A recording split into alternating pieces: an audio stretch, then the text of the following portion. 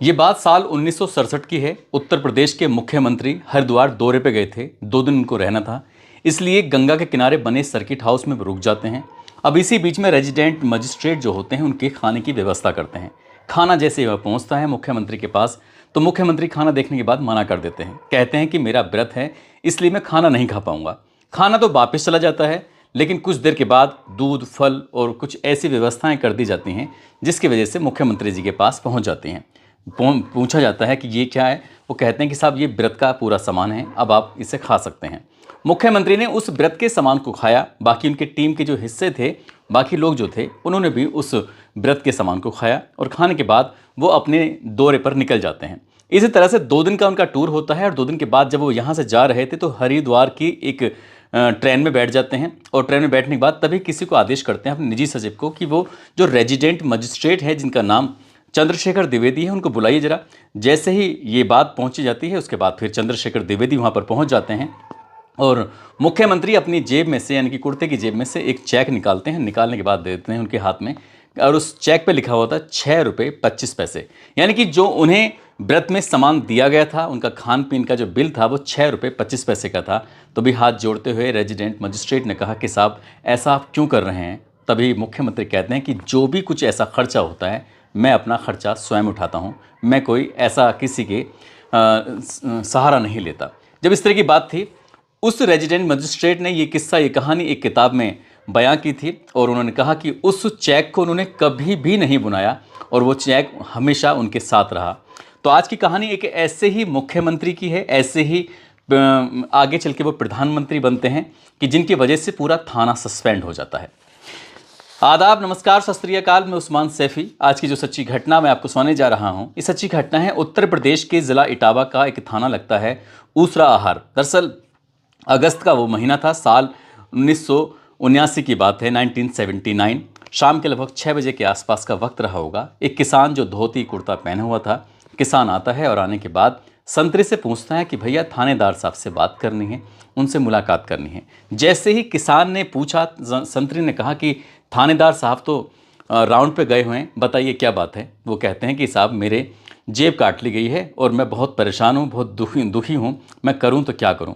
जैसे ही संतरी ने ये बात सुनी, उन्होंने कहा कि ठीक है, थोड़ी देर इंतज़ार कर लो। थोड़ी देर इंतज़ार करते हैं लेकिन थानेदार आता नहीं है।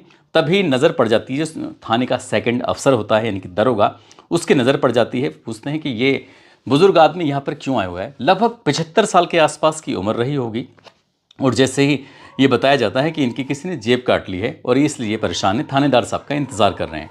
तो दरोगा ने कहा कि नहीं, मेरे पास भेजो। दरोगा, उसके इर्द गिर्द और भी कई ऐसे सिपाही, हेड कांस्टेबल वगैरह खड़े हुए थे। तभी वो किसान उन्हें देख रहा था कि वो हंस रहे हैं, ठहाके लगाकर हंस रहे हैं, ऐसी बातचीत कर रहे हैं। किसान से पूछा गया कि बाबा क्या बात है, कैसे परेशान हो रहे हो। वो कहते हैं कि साहब मैं मेरठ का रहने वाला हूँ और यहाँ आया था बैल खरीदने के लिए। मुझे किसी ने बताया कि इस इलाके में बैल बहुत अच्छे मिलते हैं, इसलिए बैल खरीदने आया था, लेकिन मेरी किसी ने जेब काट ली। जैसे ही दरोगा ने ये बात सुनी, दरोगा ने उस किसान को डांटना डपटना शुरू कर दिया। कहाँ जेब कटी है, किस तरह की बातें कर रहे हो, यहाँ कोई जेब नहीं कटी। इस तरह की बातें करने के बाद किसान को डराया गया, धमकाया गया। किसान बिल्कुल शांत हो जाता है, कहता है कि साहब रिपोर्ट लिख लीजिए, मैं अपने घर जाकर क्या जवाब दूंगा। मेरे घर वालों को जब ये पता चलेगा कि मेरी जेब कट गई है, कम से कम यहाँ से कुछ कागज़ लेके जाऊँगा तो घर वाले शांत तो हो जाएंगे। किसान को डांटा जाता है, फटकारा जाता है और किसान जाकर वहाँ से हटता है। हटने के बाद दीवार के सहारे बैठ जाता है। किसान इंतज़ार कर रहा था कि थानेदार आएगा और थानेदार से आने के बाद पूरी कहानी वो बयां करेगा और उसके बाद उसकी रिपोर्ट लिख ली जाएगी, तो कम से कम तसल्ली से वो घर चला जाएगा।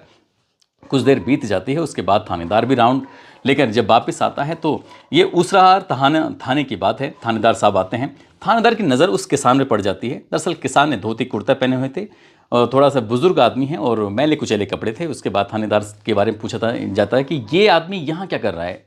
और वैसे भी शाम के लगभग 7 बजे के आसपास का वक्त हो चला था। ये बताया जाता है कि साहब ये किसान है, मेरठ का रहने वाला बताता है, इसकी जेब कट गई है, खामखा परेशान कर रखा है। तो थानेदार ने उसको समझाया और समझाने के बाद अब की बार जो अंदाज़ था थानेदार का, वो दरोगा से कहीं ज़्यादा ऊंचा था और थानेदार ने डांटा, फटकारा और फटकारने के बाद कहा कि बाबा अपने घर जाओ, परेशान हो रहे हो, वैसे भी तुम झूठ बोल रहे हो। मेरठ से, वो भी पैदल पैदल चलकर यहाँ इटावा में कोई इस तरह से बैल खरीदने के लिए आएगा? इतने तुम्हारे पास पैसे कितने थे? उन्होंने कहा कि मेरे पास कई सौ रुपए थे। उस दौर की बात है, कई सौ रुपए की बड़ी वैल्यू हुआ करती थी। तभी वो कहते हैं कि आप जाओ अपना आराम करो। अब किसान को डांट फटकार कर वहाँ से बाहर कर दिया जाता है, लेकिन पीछे से एक सिपाही किसान के पास पहुँचता है कि बाबा तुम इतनी देर से मैं तुम्हें देख रहा हूँ, इतनी देर से तुम परेशान हो, रिपोर्ट लिखवाने के लिए आए हो, मेरठ के वैसे रहने वाले हो, यहाँ के लोग सुनेंगे नहीं। मुझे आपको देखकर थोड़ा तरस आ रहा है, अगर आपको कोई एतराज़ ना हो तो क्यों ना मैं आपकी रिपोर्ट लिखवाने में मदद कर दूँ। किसान ने कहा कि अगर भैया ऐसा हो जाए तो इससे बढ़िया तो कोई बात ही नहीं है, अगर रिपोर्ट लिखवाने में मदद हो जाए। पैसों के बारे में पूछा गया, पैसों की संख्या थोड़ी ज़्यादा थी, इसलिए सिपाही ने कहा कि अगर तुम्हें रिपोर्ट लिखवानी है तो 100 रुपये लगाएंगे। किसान ने कहा 100 रुपये लगेंगे, मेरी तो पहले से जेब कटी पड़ी है, आप एक काम करो, मैं इतने पैसे नहीं दे पाऊंगा, और रिपोर्ट लिखनी है तो लिखो, नहीं तो मत लिखो। कुल मिला के दोनों के बीच में बातचीत का जो संवाद शुरू हो जाता है और बात 35 रुपये पर आकर थम जाती है। सिपाही कहता है कि आप 35 रुपये खर्च कर दीजिएगा और मैं आपकी रिपोर्ट लिखवा दूंगा। वो सीधा जाता है थानेदार के पास सिपाही और जाकर कहता है कि मैंने उस किसान को मना लिया है और साहब 35 रुपये की रिश्वत वो दे रहा है, और आप उसकी अगर रिपोर्ट लिख लोगे तो कोई दिक्कत, कोई एतराज़ नहीं है। ठीक, थानेदार बात सुनता है, उसने कहा कि ठीक है, तुमने अच्छा काम किया है, उस किसान को बुलाओ और मुंशी के पास लेके जाओ, मुंशी उसकी रिपोर्ट लिख लेगा। आखिरकार किसान बोलता गया, मुंशी लिखता गया। जब रिपोर्ट पूरी लिख ली जाती है उसके बाद कहा जाता है, एक पैड जो इंक का पैड होता है, आपने देखा होगा कि उल्टे हाथ से अंगूठे पर जब निशान लगाया जाता है किसी कागज़ पर, उसको पैड उसके आगे कर दिया गया। तो किसान ने कहा कि मुझे पेन दे दीजिए, मैं हस्ताक्षर करूंगा। जब बात पेन देने की आती है तो उन्होंने उठा के पेन दे दिया, और जब पेन दिया तो उस पैड को अपने हाथ में जैसे ही उस सिपाही ने लिया तो उन्होंने कहा कि नहीं नहीं, इस पैड को भी रहने दीजिए, और किसान ने उस पैड को अपने हाथ से पकड़ लिया, साथ ही उस पर एक हस्ताक्षर कर दिए, और हस्ताक्षर करने के तुरंत बाद ही अपनी जेब में हाथ डाला, और हाथ डालने के बाद एक मोहर निकाली, और मोहर निकालते ही उस कागज़ पर एकदम ठप्पा लगा दिया।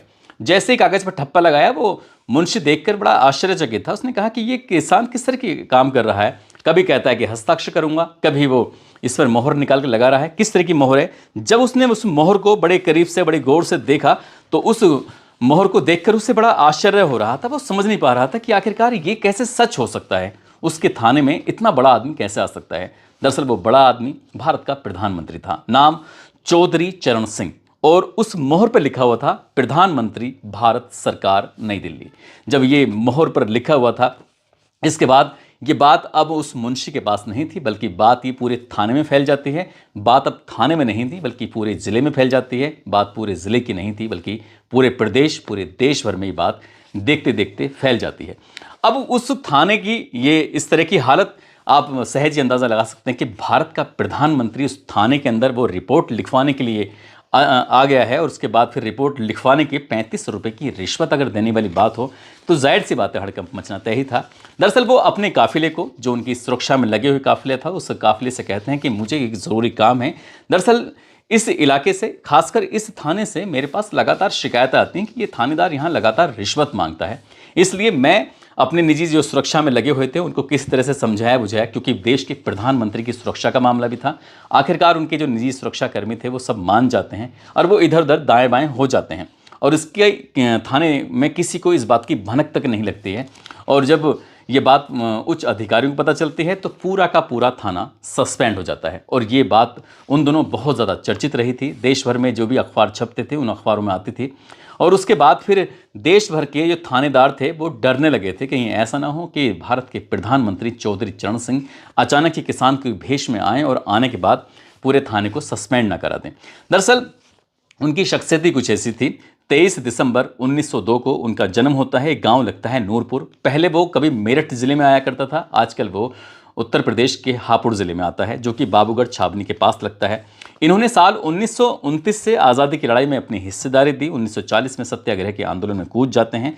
1952 की ये बात है, कांग्रेस शासन में ये राजस्व मंत्री चुने गए थे, और 3 अप्रैल 1967 को ये मुख्यमंत्री बन जाते हैं उत्तर प्रदेश के। जब ये मुख्यमंत्री बनते हैं तो उसके बाद हरिद्वार का एक बार दौरा कर रहे थे। दौरा करने के बाद उनका व्रत होता है, जो खाना आता है उस खाने को मना कर देते हैं। उसके बाद फिर व्रत का खाना आता है, और जब व्रत का इनके पास जो सामान आता है उसको खाते पीते हैं। उसके बाद फिर जब ये हरिद्वार, आजकल उत्तराखंड में, पहले ही उत्तराखंड और उत्तर प्रदेश एक ही था, तो जब ये वहाँ से चलते हैं तो उस रेजिडेंट मजिस्ट्रेट को वो 6 रुपये 25 पैसे का बिल दे देते हैं कि तुमने जो हमारे व्रत में खर्चा किया है वो तुम पैसे लेके चले जाओ।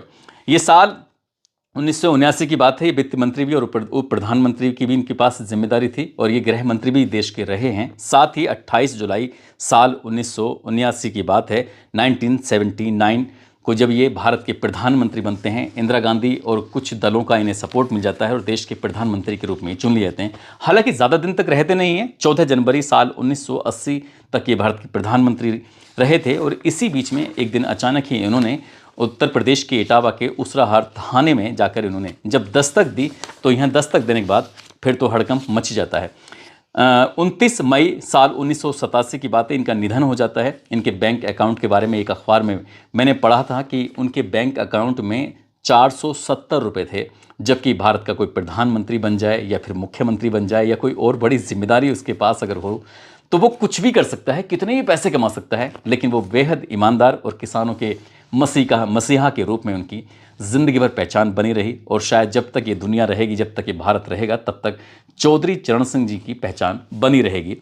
ये फरवरी 2024 की बात है। उनको भारत रत्न से सम्मानित किया गया था और देश भर में इस बात का स्वागत भी हुआ था। एक किस्सा और बताया जाता है कि जब ये उत्तर प्रदेश के मुख्यमंत्री हुआ करते थे तो विधानसभा से एक दिन अपने आवास पर जा रहे थे और वो बहुत थोड़ा सा दूरी होती है, उस थोड़ी सी दूरी को तय करने के लिए पूरा काफिला इनका लग जाया करता था। तब इन्होंने कहा कि यह इतनी दूर के लिए भी गाड़ी के लगना ये सही नहीं है, इसलिए विधानसभा से ये सीधा घर के लिए पैदल निकलने लगे।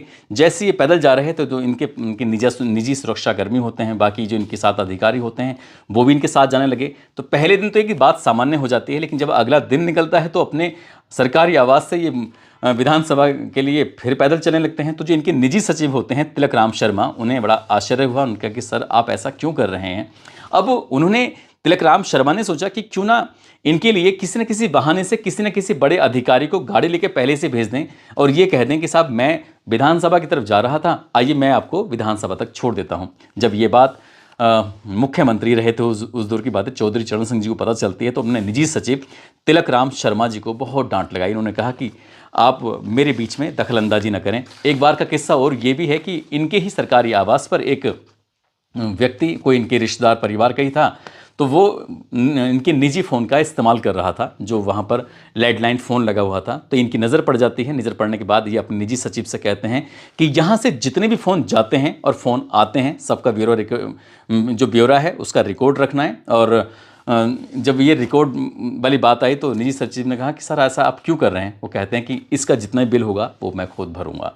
तो इसलिए वो कोई इनके जो सरकारी फ़ायदे ले सकते थे वो सरकारी फ़ायदों का बिल्कुल भी इस्तेमाल नहीं करते थे और कोशिश ये रहती थी चाहे वो पेट्रोल हो या फिर बाकी जो चीज़ें होती हैं जिनके लिए पैसा मिलता था सरकारी, उसको ही ये खर्च करते थे, फालतू के पैसे खर्च नहीं करते थे।